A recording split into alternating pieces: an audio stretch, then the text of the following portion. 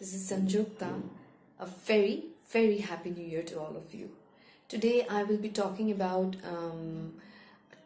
a topic which is regarded as very depressing, very gloomy and dull, and and you must be thinking why did I start my video in the beginning of the new year with this kind of topic? And the topic is depression. But to let you know, today I'm not going to talk about how bad depression is, but I'm going to talk about how beautiful depression is. The brighter side of depression, the kind of creations it creates, the kind of value it brings in our life. It's humongous. So don't get scared of depression. So let me now start. But before that, we need to know what is depression, how does it happen, the symptoms of depression, So let's start. So depression is a state of mind where we feel helpless, hopeless. We start having self-worth issues, and there is anger to it, there is anxiety to it. A lot of things also come along with depression. So sadness, yes, we feel depression means yes sadness, but depression only doesn't have sadness. It has a mixture of other angles to it. So there are certain factors that leads to depression. As for example, sudden shock, as for death, accident, like unexpected heartbreaks. Then somebody insults you out of the blue. Many other sudden shocks can lead to depression. Then there is prolonged struggle can also lead to depression. So it's like when we are suffering with money for quite a long time, or we don't have a job for quite a long time, or I'm struggling with my spouse for in relationship issues for quite some time. So these prolonged kind of struggles can also lead us to this kind of state.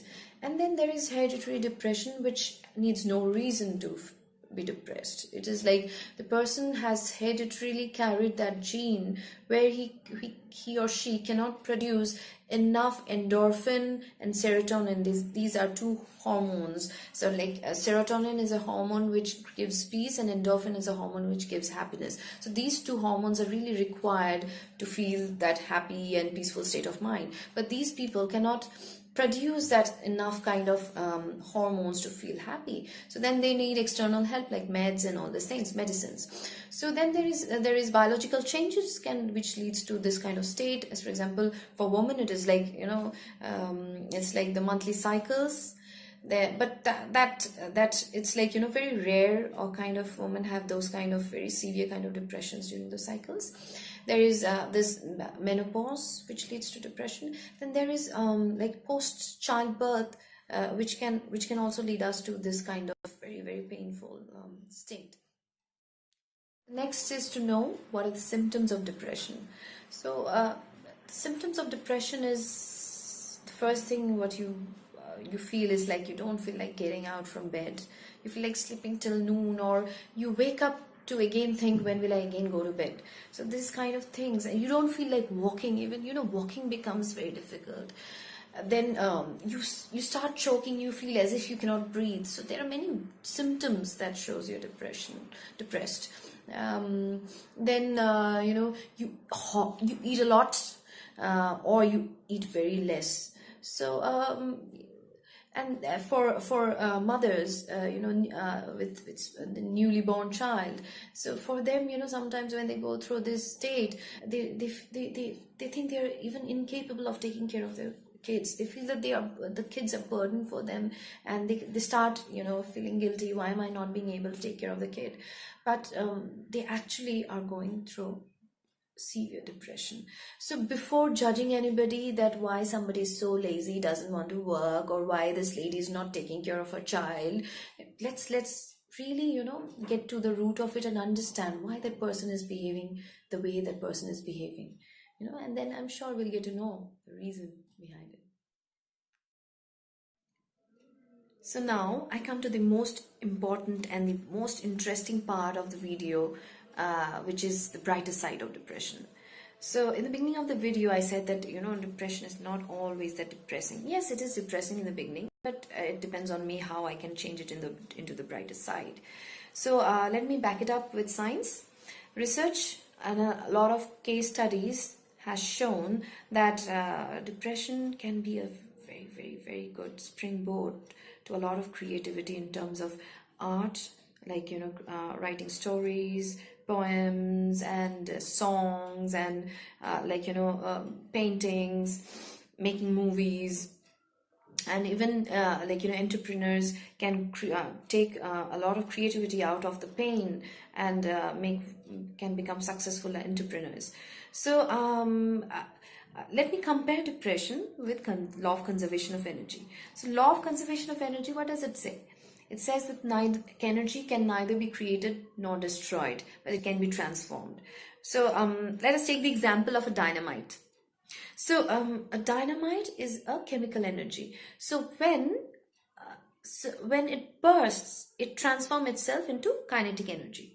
So depression, it is also kind of a chaos and a pain, and it is one kind of thing which can be transformed into positive or negative. Both can be transformed into something, but it depends on us what we want to transform it, whether to transform into positive energy, or we want to transform into negative energy, constructive, destructive. So now like people who go into the destructive tendencies of depression, they go into drugs, alcohols, suicidal tendencies, or they finally commit suicide, kill others. These are the destructive channelization of depression. But there is also this constructive channelization of depression, where people create art in terms of what I said before, songs, music. They create they become wonderful human being inside, because they seek a lot, they want to learn, they evolve through that pain and everything. So these are the constructive path which can be used when we go into depression. So I'll give you the example of some famous people who went through depression and created wonders out of it. So the first example is a music composer, Beethoven. He is still a legend. Everybody loves him. And we know that he went through severe depression because he was losing his hearing power. And for a musician, hearing power is everything, because you create music by hearing it. So but and many a times he felt like committing suicide and ending his life. But only one thought that stopped him from taking this drastic decision was that he felt that he has still not given enough to the world to leave the world. What a lovely thought that came out of the pain, that came out of the depression. Yeah, and then that's how he created history with his it's wonderful music. Then comes another example of a songwriter and a singer, Lady Gaga. She went through severe depression. She took help, and after coming out of it, she decided that she will become the advocate to medical help. So since then, she has been really working on on the topics, and talking to people about depression and anxiety and how to come out of it. Then comes a very, very famous actor, Brad Pitt. So he grew during 1990s, right, with his movies like Fight Club, and all these things. So during those times, nobody knew that he was going through severe pain, in his life in terms of depression. But he could convert the depression into creativity in the kind of movies he made at that time. And after that also, the next example, I'm sure you will all love it, is about J.K. Rowling, Harry Potter. So she was a divorcee. She had no money. She was going through severe depression, and despite of that, she kept writing. She used to keep moving from one cafe to another and kept writing in cafes. And there were times when she wanted to end up her life, commit suicide, but she still kept writing, right? And then that's how we all know that through the pain that she had through depression, she could use that pain to create imaginative stories, such wonderful stories of the world of Harry Potter. So then comes another example. I would like to give the example now of something not related to art. Winston Churchill. Yeah. So Winston Churchill, when he was the Prime Minister of England, he was going through severe depression. But During that time, he was able to successfully, handle the England, and at the same time, he was able to bring out England out of the Second World War. So now we come to the final part of the video to understand that how I can channelize depression in a constructive way. So we know that depression can be channelized into a constructive way, but I now need to know how to channelize it into a constructive way, right? This famous actress, Emma Thompson, she is a British actress and a screenwriter. She says, depression is fantastically common, and it's a very much hidden thing people don't talk about. I think it should be discussed.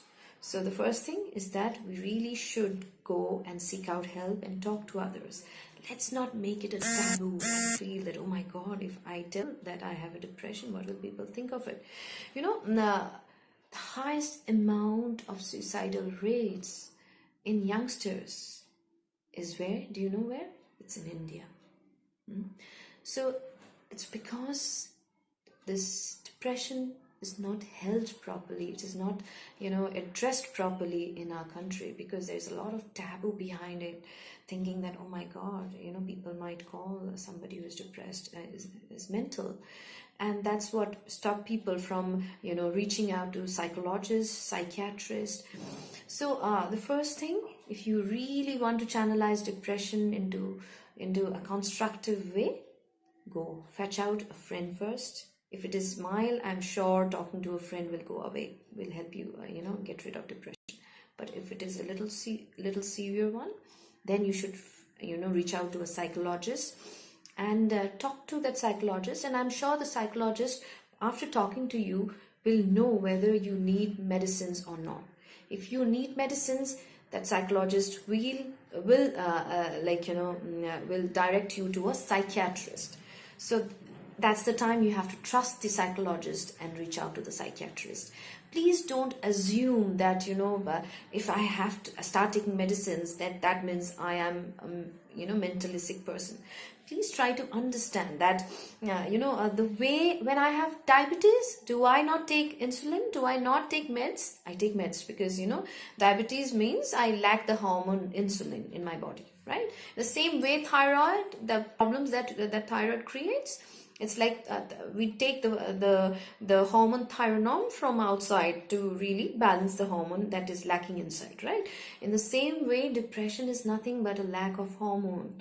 So there is a hormone, as I already spoken, it is endorphin and serotonin. Endorphin is a happiness creating hormone, and serotonin is a peace creating hormone. So when all these kinds of events and shocks and all these things happens, or prolonged struggles happens and all these things happens, or hereditary, any of those things can lead me to depression. That means the hormones in my body has gone down, and if it has gone down severely low, then we need help.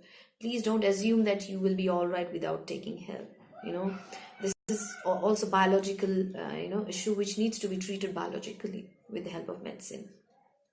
So once we start taking help, we meet psychologists, we meet psychiatrists and all these things, then we see the brighter side, start seeing the brighter side of depression, and just wait and watch. Once you're in that process of recovery, you are in that process of wonderful, self-realization, creation, evolving yourself from the better you, becoming the better you, and all these things happen, and you will be amazed to see what change it brings in your life. Yeah.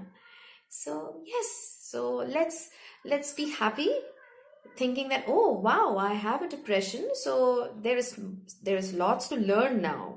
Without depression, it would be a very dull and drab life, as like any other people go through. So let me go through some depression and learn and love life in a different way. Yeah. So thank you so much for watching this video. I would definitely love to come back to you with some other topic which will really intrigue you. So till then, bye bye.